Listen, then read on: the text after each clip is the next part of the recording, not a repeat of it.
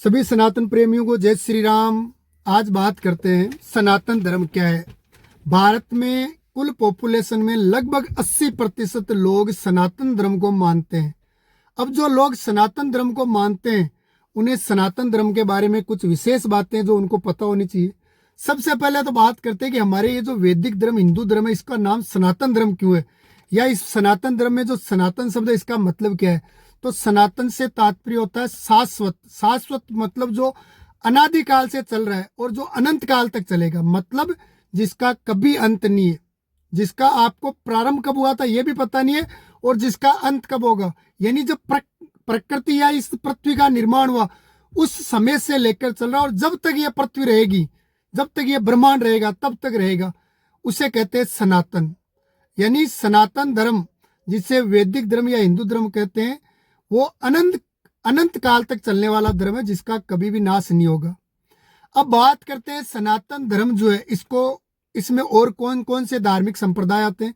तो सनातन धर्म में हिंदू धर्म के साथ साथ सिख धर्म, जैन धर्म और बौद्ध धर्म, यानी वे सभी लोग जो हिंदू धर्म का पालन करते हैं, जो सिख धर्म का पालन करते हैं, जो बौद्ध धर्म को मानते हैं और जो जैन धर्म का पालन करते हैं, वो सारे लोग सनातनी है। उन्हें सभी को सनातन धर्म से संबंधित माना गया है। अगर हम बात करें सनातन धर्म का प्रमुख चिन्ह कौन सा है, तो सनातन धर्म में सबसे पवित्र और जो सबसे प्रमुख चिन्ह है वो है ओम।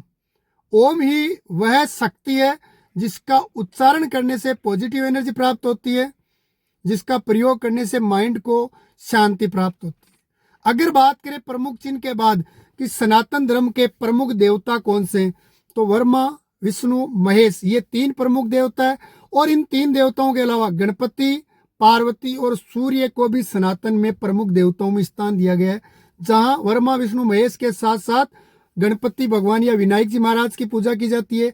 माता पार्वती का भी महत्वपूर्ण स्थान है और सूर्य नारायण जो देवता है, सूर्य देवता, उनका भी लोग सुबह प्रातःकाल जल के द्वारा उनका अभिषेक करते हैं या जल उनको आराध्य करते हैं। इसके बाद बात करते हैं अपने सनातन धर्म जो इसके प्रमुख ग्रंथ कौन कौन से हैं। तो सनातन धर्म में 4 वेद, रघुवेद, यजुर्वेद, सामवेद और अर्थवेद, इनके अलावा इन 4 वेद के अलावा भगवत गीता और रामायण इसके प्रमुख ग्रंथ है।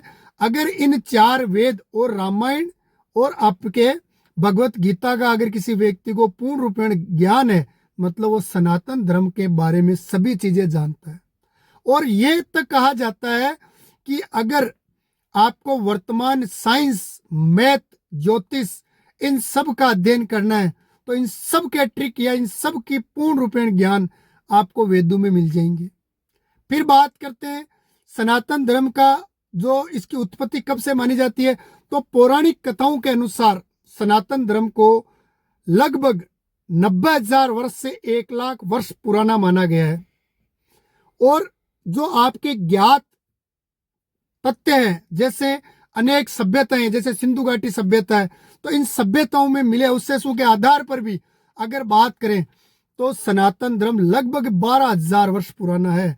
यानी विश्व में सनातन धर्म से पुराना कोई भी धर्म नहीं है। अब बात करते हैं सनातन धर्म को मानने वाले लोग विश्व में कहाँ कहाँ रहते हैं।